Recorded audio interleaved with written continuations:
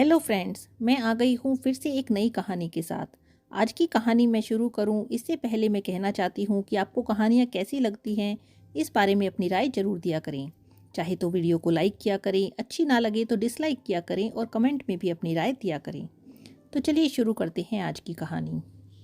ससुराल की पहली होली।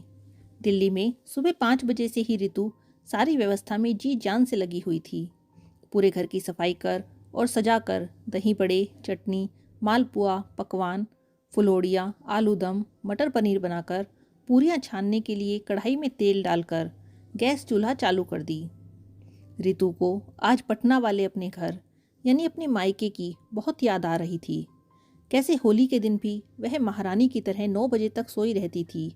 माँ, पापा, भाई और बहन मिलकर घर के सारे काम निपटाते और फिर चुपके चुपके पापा और भाई अपने दोनों हाथों में रंग लगाकर बिस्तर में ही उसे रंगने आ जाते।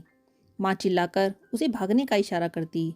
जब वह बाथरूम में दौड़कर जाती तो वहाँ पहले से ही छुपी छोटी बहन रंगों की पूरी बाल्टी उसके सर पर उड़ेल देती। फिर सारे लोग मिलकर ऋतु के साथ खूब हंगामे कर होली खेलते। फिर मोहल्ले से उसकी सारी सहेलियाँ भी आ जाती। देर रात तक फगुआ गाते हुए झूमते, नाचते, पुआ पकवान और अन्य व्यंजनों का आनंद उठाते। छन्न की आवाज़ हुई जब ऋतु के आंसू गालों से होते हुए तेल गर्म हो चुके कढ़ाई में गिरे। 12 बजने को आए। अब तक तो वहाँ खूब होली हो रही होगी।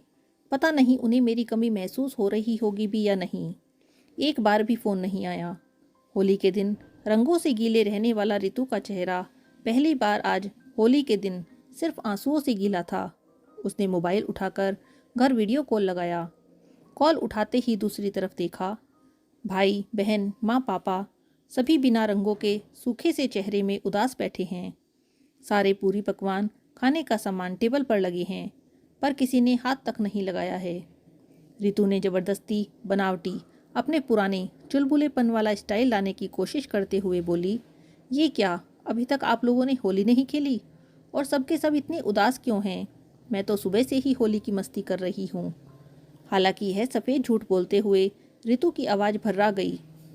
पापा ने डबडबाए आंखों से ऋतु को देखते हुए बोले, तेरे बिना यहाँ की होली बहुत सूनी सूनी है बेटा। और फिर वो बह चले आंसुओं को छुपाते हुए दूसरे कमरे में चले गए।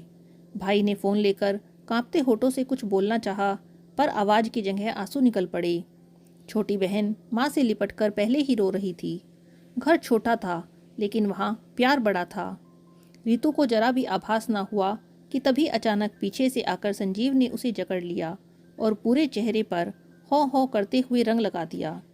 संजीव आर्मी में कैप्टन था और ऋतु को सरप्राइज़ देने बिना बताए घर आया था।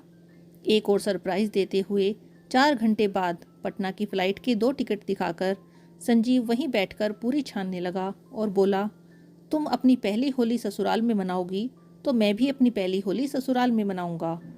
थोड़ी देर पहले ऋतु की आंखों में जो गम के आंसू थे, वही आंसू अब खुशी में तब्दील होकर बहने लगे थे। सच ही है, बेटियां ब्याह कर ससुराल चली तो जाती हैं, लेकिन वह कभी भी अपने दिल से मायके को भुला नहीं पाती। कैसी लगी आपको ये आज की कहानी? कमेंट बॉक्स में ज़रूर बताइएगा। Thank you.